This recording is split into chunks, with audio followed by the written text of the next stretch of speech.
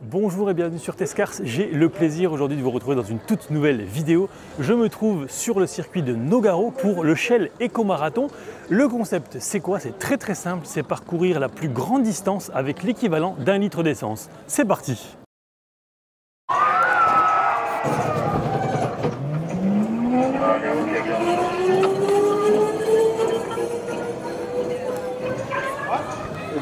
Bonjour. Bonjour. Quelque chose me dit, en tout cas votre voix vous trahit, je pense que vous venez de Belgique. Un petit peu, ça s'entend. c'est la fin de la semaine. Est-ce que vous pourriez vous présenter s'il vous plaît? Ouais, donc on est l'équipe Icomet, on est basé à Virton, donc c'est l'école d'ingénieurs de Pierrard. On va essayer de boucler notre première run aujourd'hui, vendredi matin. On a réussi à faire 9 tours et demi hier sur 10. Mais plus de batterie, du coup, Ouais. on a dû s'arrêter. On a eu des gros problèmes de frottement qu'on n'a plus aujourd'hui, donc ça devrait aller, on espère. C'est la première édition qu'on participe, du coup, on va essayer de rentrer en petit score pour une première fois. On a vu le véhicule de votre équipe, est-ce que vous pourriez nous en dire un petit peu plus? Donc c'est un véhicule qu'on a vraiment tout conçu nous-mêmes en un an dans notre école, avec une coque en carbone et un châssis en alu. Et on a un moteur électrique de 200 watts pour faire avancer le tout. Ok. Et une carte électronique qu'on a conçue nous-mêmes. Ok. Et on est vraiment parti de la feuille blanche, Ouais. il y a un an, il n'y avait rien, et maintenant on est fiers d'avoir ce véhicule. Ouais. On est une équipe de 9 roule. personnes Oui, En un an. en un an. C'est Ouais. dingue. Ouais, il y a pas mal de boulot réalisé. Clairement. ouais. On voit évidemment le côté artisanal par rapport aux autres véhicules. On n'est pas les plus beaux, mais on est assez fiers de pouvoir participer. Et qu'est-ce qu'il faudrait retenir de plus important selon vous sur C'est cette course? important ici, c'est vraiment le côté, c'est l'ambiance dans les paddocks, aussi dans le camping et tout ça. Ouais, c'est vraiment intéressant, c'est vraiment mettre un pied un petit peu dans le sport automobile. Et avec un prototype qu'on a conçu nous-mêmes, il y a quand même beaucoup de fierté à J'imagine. participer. J'imagine. On vous retrouve sur les réseaux? Oui, c'est Icomet Pierrard sur Instagram et Facebook. Parfait. Merci beaucoup Merci à vous. et je vous souhaite une bonne course. Merci. L'équipe belge. Ouais, t'es à taureau, puis tu veux pas le dire. Recule. Ah, top, c'est bon. Allez, c'est parti Louis. 317 au départ. Allez, Allez, go. c'est parti. Normalement, t'aurais pu aller à l'intérieur. Ça passait pas, là. Les cornes. Le casque ne passait pas. Non, c'est les cornes.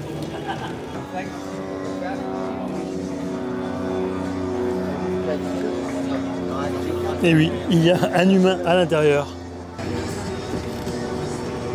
305 au départ.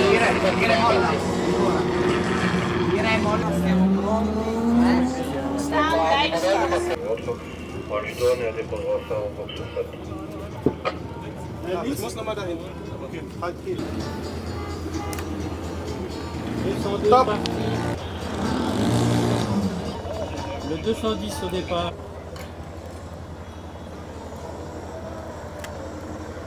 Go.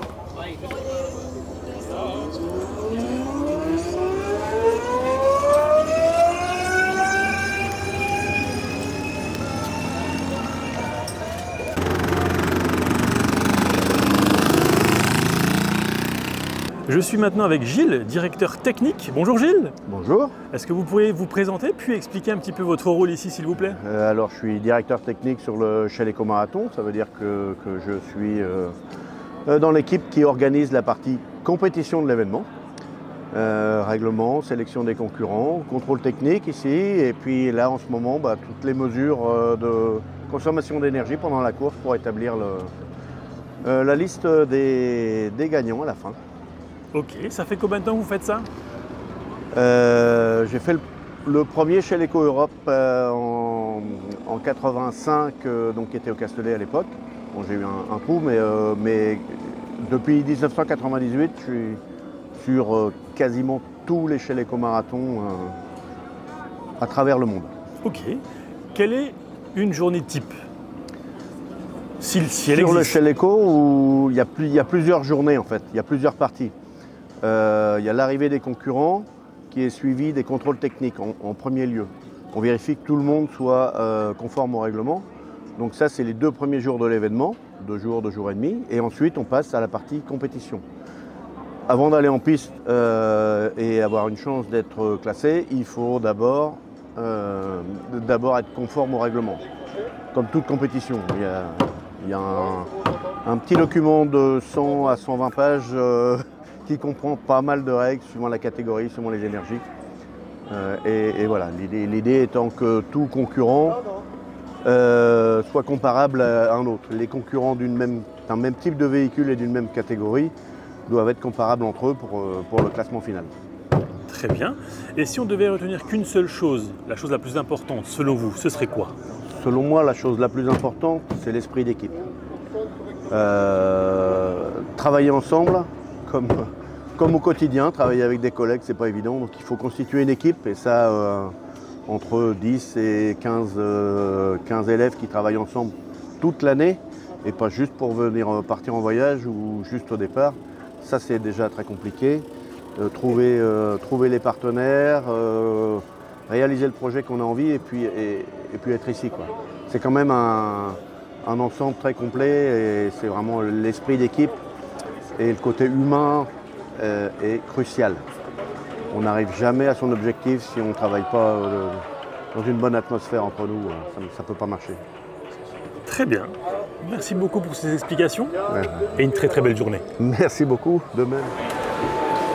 Et vous les voyez ici, dans les paddocks, en train de préparer, réparer.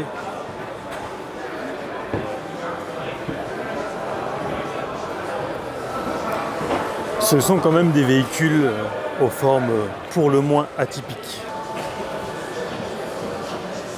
Je suis ici avec Maxence. Bonjour Maxence. Bonjour. Est-ce que vous pourriez vous présenter s'il vous plaît et présenter ensuite le concept qui est derrière vous? Alors bonjour, je suis Maxence, donc chef d'équipe de TeamX, l'équipe Team, qui regroupe donc une association qui regroupe plusieurs étudiants de l'université de Toulouse et de l'INSA. Ici donc on a une Urban Concept, donc un véhicule qui a pour but donc de ressembler le plus possible aux véhicules donc de tous les jours, donc avec 4 roues, des phares, des clignotants, des essuie-glaces. Elle est censée avoir un coffre à l'arrière, 2 portes, donc un règlement assez strict pour cette voiture.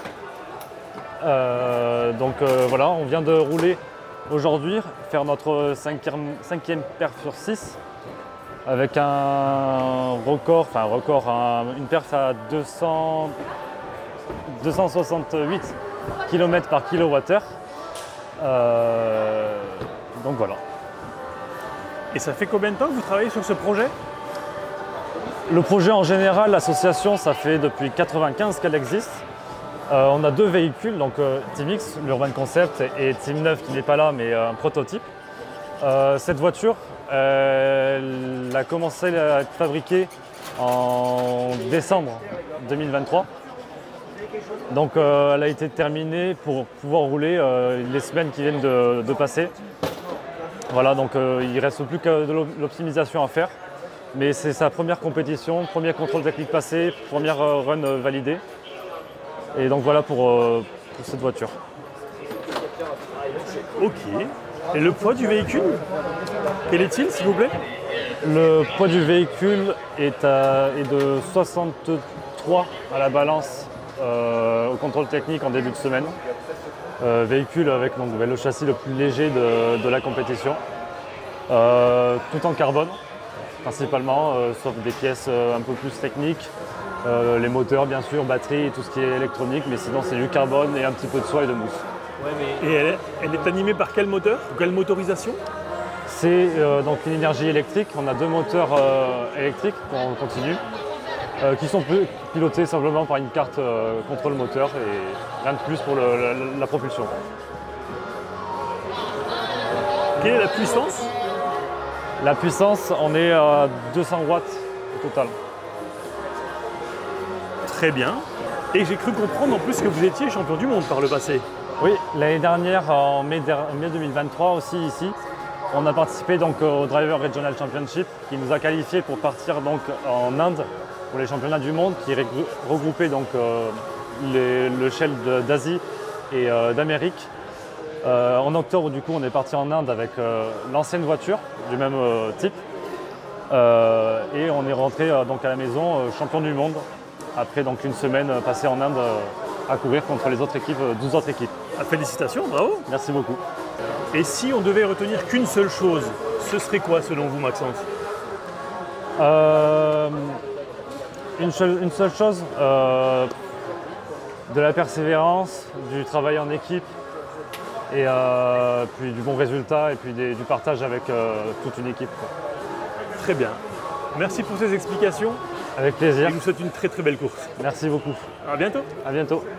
On est maintenant avec Youen de la team City Joule. Bonjour C'est ça. Youen. Bonjour. Alors est-ce que vous pouvez vous présenter? Donc, alors moi je suis Youen, je fais partie de l'école Polytech Nantes, dans l'association Polyjoule. Donc on est une asso qui gérons les deux véhicules ici, City Joule et Polyjoule. Et on est en collaboration avec la Joliverie toute l'année pour travailler aussi sur la voiture Microjoule. Donc on gère les 3 voitures, chacune dans leur catégorie différente. Donc ici on est avec City Joule, dont je suis le chef d'équipe.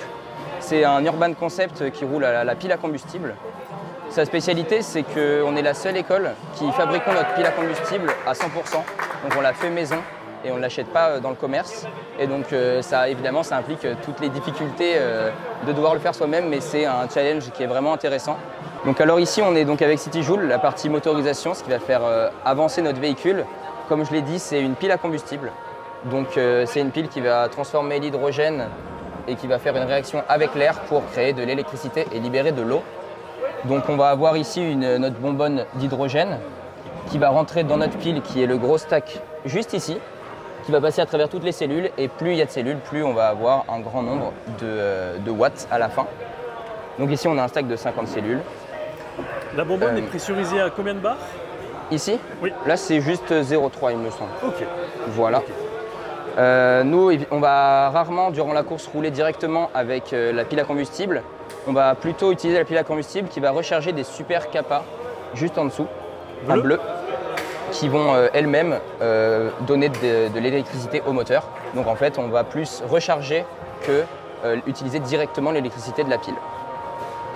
En termes de course, c'est pour ça qu'à la fin, au début, on mesure la tension des super capas au début, et il faut qu'à la fin, elle soit la même, car il faut que la pile est complètement rechargée, ça pour que l'essai soit validé.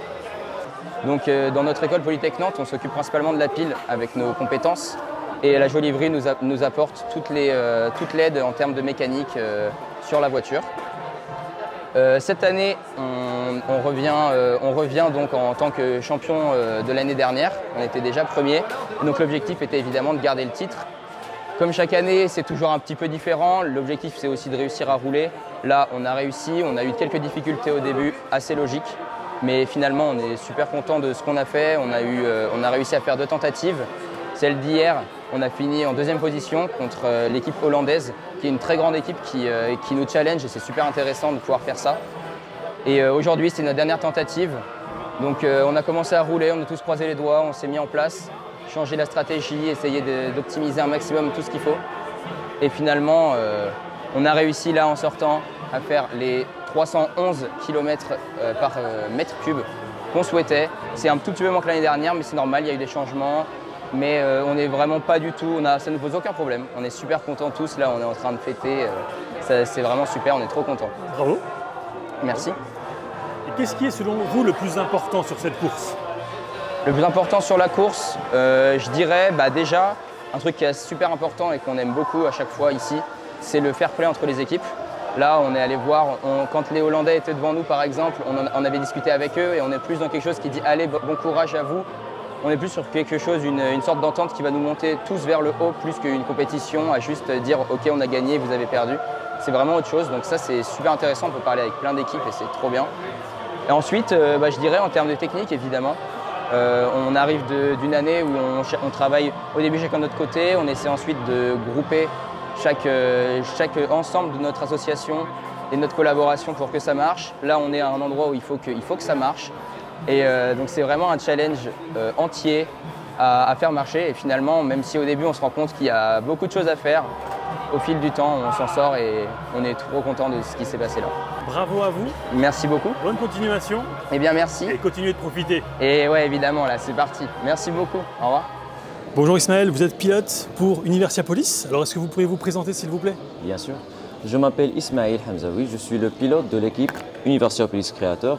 Nous sommes le club innovation de l'université Universia Police plus spécifiquement l'école polytechnique d'Agadir. Nous représentons le Maroc comme la seule équipe ici présente en 2024 dans Shell Eco-Marathon avec notre petit bolide ici, notre prototype dans catégorie diesel. Donc nous avons travaillé sur ce petit bijou depuis 2015. Il a été réalisé en 2016 et nous avons participé à Shell Eco-Marathon depuis 2016 jusqu'à 2024. Du coup, là, c'est sa dernière année avant sa petite retraite. Et on a voulu en tirer le maximum. On n'a pas abandonné, on n'a pas lâché, on s'est acharné jusqu'à la dernière minute. Et c'est l'essentiel. On a beaucoup appris et le prochain prototype, il sera meilleur. Parce qu'on a toujours appris de nos leçons et de nos erreurs. Voilà. Qu'est-ce que vous pouvez nous dire justement sur ce véhicule? Ce véhicule a connu plusieurs changements, plusieurs améliorations. Les systèmes à l'intérieur, ils ont été modifiés plusieurs fois. C'est-à-dire à chaque année, on s'inspire de nos erreurs et on le modifie pour en faire un meilleur bolide, le plus possible. Et si on devait retenir qu'une seule chose, la chose la plus importante, pour vous, ce serait quoi? Ne jamais abandonner, toujours apprendre de ses erreurs. Très bien. Merci beaucoup, Ismaël. Une très belle journée et une bonne continuation. Marhaba. Venu de Suisse, François à gauche, Galien à droite. Bonjour messieurs. Bonjour. Alors est-ce que vous pourriez vous présenter? On va commencer par François. Alors moi je m'appelle François, j'ai 25 ans. Je suis actuellement étudiant en deuxième année de bachelor à l'école d'ingénierie de Fribourg, qui est un canton en Suisse. Et on est ici au Shell Eco-Marathon avec notre voiture qui s'appelle Etawan. Galien, à vous. Je suis le camarade de François, je suis valaisan, j'ai ramené le fagnon et je suis heureux de participer à cette compétition magnifique par ce beau temps. Qu'est-ce que vous pourriez dire sur le véhicule qui est là? C'est une voiture avec un moteur à combustion, un monocylindre de 30 cm3. C'est un 4 temps conceptionné et fabriqué à l'école par les étudiants. Au niveau du poids? C'est une voiture qui fait 139 kg. 132. 132 kg, pilotée par François qui n'en fait que 70. 70 pour les francophones. Tout à fait. Principalement en aluminium et en carbone. Ok. Fabriqué entièrement toujours à l'école de Fribourg. Combien de temps de conception? Ça fait maintenant 5 ans qu'il y a des projets de bachelor d'étudiants en général. Ok. Au niveau cylindré? 30 cm3. Donc c'est un tout petit moteur. Un tout petit moteur. Et qu'est-ce que vous pourriez dire, qu'est-ce qu'il faudrait retenir sur ce modèle? Je pense que ce qu'on peut dire, c'est que déjà on est très content de ce qu'on a fait, puisque c'est la première année qu'on peut rouler sur la piste et qu'on a fait deuxième dans la catégorie donc, combustion interne. Bravo. Et qu'il y a encore beaucoup de choses à améliorer. On voit que notre véhicule est peut-être moins raffiné que certains d'autres équipes, mais cela vient du fait surtout que la voiture est entièrement conçue à l'école. Et par contre, ce qu'on peut retenir, c'est qu'il n'y a que de la marge de progression. Il y a eu pas mal de bons, très peu de mauvais. Et on est très fiers du travail qu'on a déjà fait sur cette voiture. On peut voir l'habitacle? Bien sûr. Je vous ouvre les portes. Allez-y seulement.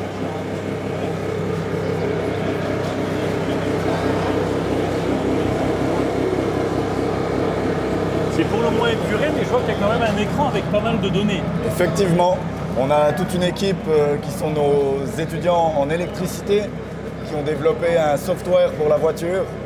Là, on voit qu'on a surtout la vitesse, car c'est une information très importante sur le circuit, vu qu'on a des goals en vitesse, d'atteindre certaines vitesses avant de couper le moteur, et des informations plus simples comme la température moteur, les vitesses, la rotation par minute de notre moteur, le rapport de notre variateur de vitesse, et encore quelques petites informations comme le nombre de tours, la distance déjà parcourue, et des choses comme ça. Okay. Et si vous deviez retenir qu'une seule chose de votre présence ici aujourd'hui, ce serait quoi selon vous? L'amitié. L'amitié et que le travail paye toujours. Très bien. Merci messieurs. Merci bien. Et une très très bonne course. Merci. Vous voyez cette superbe Urban Concept qui ressemble vraiment beaucoup plus à une voiture que ce qu'on a vu jusqu'à maintenant. C'est un équipage slovaque qui malheureusement n'aura fait qu'un tour sur le circuit avant d'avoir un problème. En leur souhaitant le meilleur l'année prochaine. Un moteur essence, une cylindrée de 90 cm3. Et vraiment un design très sympa. Regardez un petit peu le volant de l'équipage DTU Roadrunners sur cette Urban Concept d'origine danoise. Vitesse, température de l'huile, de l'eau, le temps autour, ils ont absolument tout. Et grâce à une puce 4G, eh bien, les gens qui restent au stand peuvent également avoir accès à la télémétrie. C'est hyper complet. La team polonaise SZE qui sont pour l'instant premiers. Donc l'idée c'est d'accélérer puis de profiter de l'énergie cinétique avec un minimum de 25 km/h et de réaccélérer si nécessaire.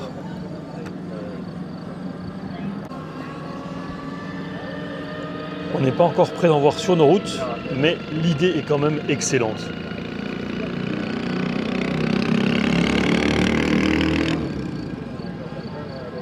Électrique, thermique et même hydrogène pour ce véhicule qui nous vient d'une team française. 311.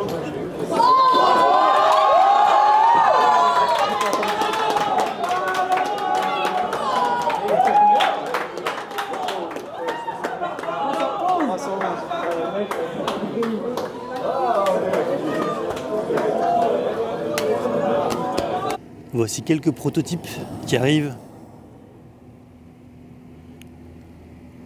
dans un silence de cathédrale, ou presque. Et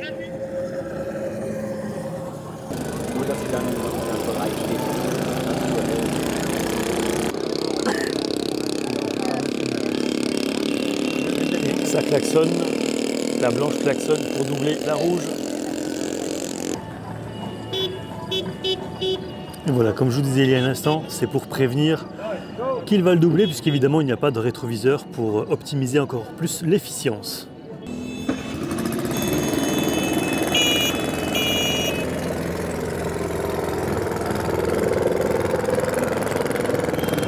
Me voilà désormais à bord de la Minimoc pour suivre sur le circuit en temps réel la compétition.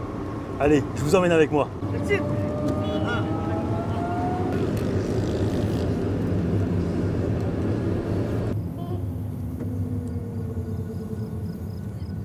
Un proto transparent, le numéro 15, avec une Espagnole au guidon. Les équipages se préparent désormais pour le championnat régional. Et si vous le voyez, tout est fait pour préserver au mieux la température au sein de l'habitacle.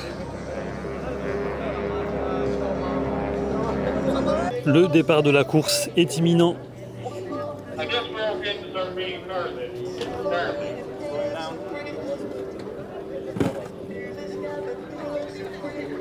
Les concurrents sont en train de s'aligner sur la piste, comme vous le voyez, sur le très beau circuit de Nogaro.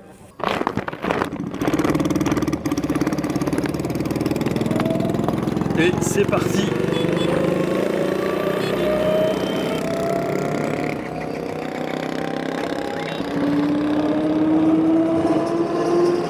Le premier tour avec l'équipage 502.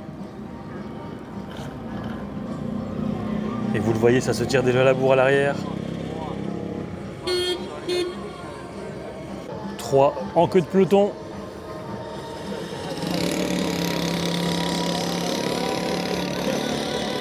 Et pour l'instant, le dernier de SZ Energy.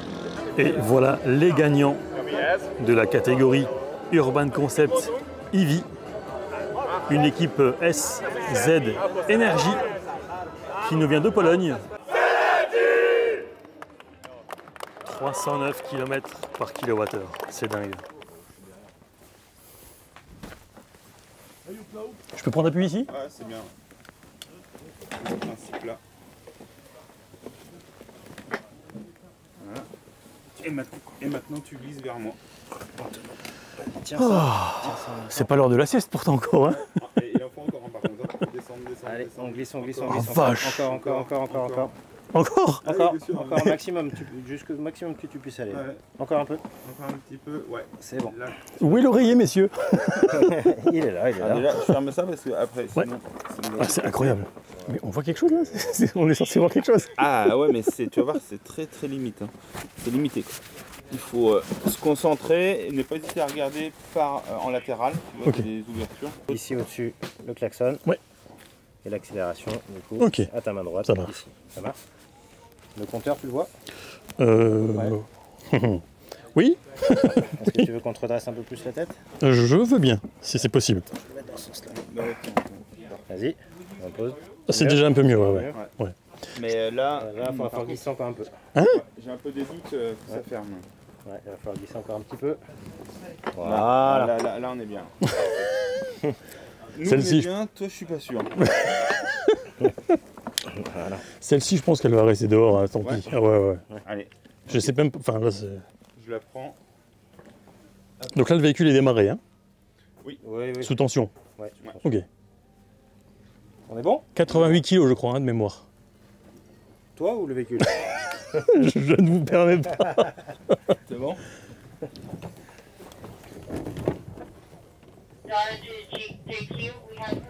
Oh, pipi. Rentre tes coudes un petit peu.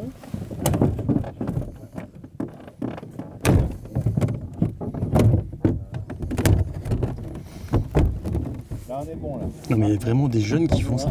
Là, je suis bon. Ça va là? Oui, ça va. Voilà. T'es en position de course. C'est une boîte à sardines. Allez. Bien, on va te mettre sur la ligne de départ. 3, 2, 1, go!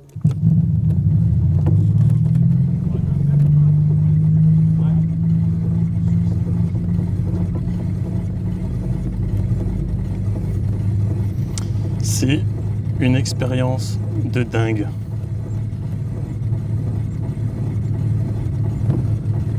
Je pense pas qu'il faille parler de confort ici. Mais ouais, la visibilité finalement elle est pas si mauvaise que ça. C'est juste que ben voilà, on est vraiment au ras du sol.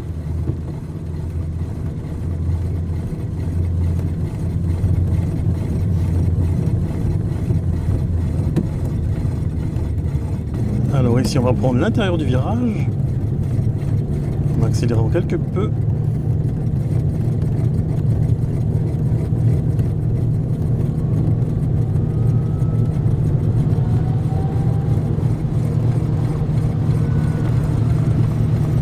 Mais franchement, bravo aux étudiants qui font ça parce que, bon déjà il faut pas être gros, pas forcément très grand non plus. C'est pour ça d'ailleurs qu'il y a souvent des jeunes filles. Et vraiment bravo à elles.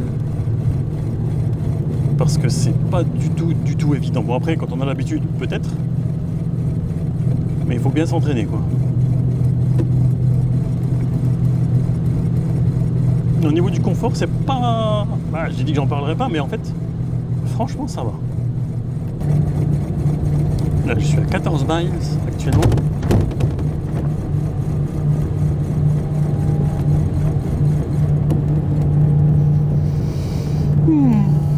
Ici sur le circuit de Nogaro.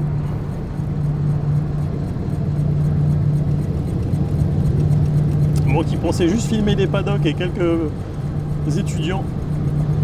Eh bien non, pas vraiment. C'est vraiment très chouette comme expérience. Un grand merci à Shell pour cette invitation.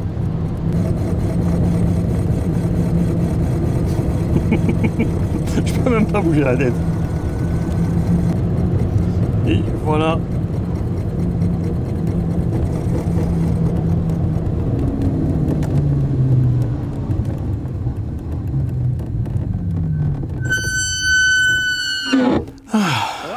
Très bien, merci à vous. Arrêt au stand. Voilà, c'était incroyable.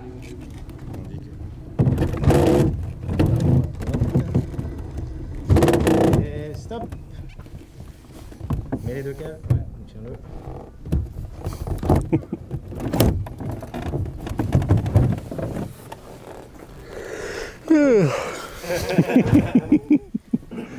Merci messieurs, merci beaucoup pour l'expérience, c'était dingue.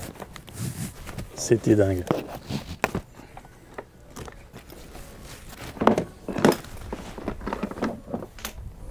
Allez, extraction. Non, je suis bien moi comme ça ici. Ah oui. Attendez que Bertina, elle est là, ouais. Ouais, c'est bon. Vas-y. Oh. C'est bien passé. Nickel. Bon. Un peu de mal avec la vision, pardon. La rétrovision, on n'en parle pas. Alors. Vas-y. Slide enfin, remonte un petit peu. Ça devrait aller comme ça. Voilà. Hop. À part la vision, ouais, c'est incroyable. Incroyable. Ah, c'est sûr que la visibilité, c'est pas ouais. exceptionnel. Et je m'attendais à beaucoup plus de. Comment ? De réactivité. Je pensais que ça serait beaucoup plus sensible. En fait, non, pas du tout. C'est incroyable, c'est nickel quoi. On peut y aller vraiment très doucement. D'ailleurs, je pense que j'y suis allé un peu trop doucement au départ. Ouais, t'es 5 minutes, une minute de trop sur le. Ouais. Je l'ai bien vu au départ. Hein. C'est ici que s'achève cette vidéo. J'espère qu'elle vous aura plu. Si c'est le cas, comme d'ordinaire, je vous invite à vous abonner, à liker et à la partager. Encore merci à Rémi de Shell pour cette invitation ici sur le circuit de Nogaro. Et quant à moi, je vous dis à très vite pour de prochaines aventures auto et moto. Ciao!